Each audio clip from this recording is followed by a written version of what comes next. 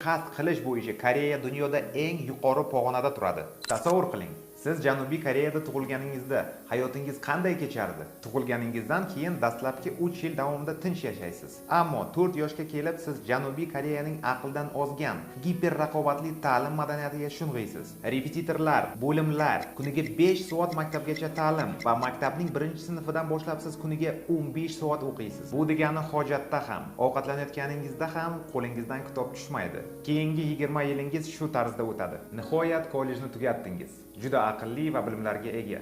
Lekin hech kimga kerak emassiz. Chunki atrofingizda hamma aqlli va bilimli, hamma a'lo baholarga ega va siz umuman ajralib turmaysiz. Universitetni tugatayotganimda do'zaxdan o'tdim.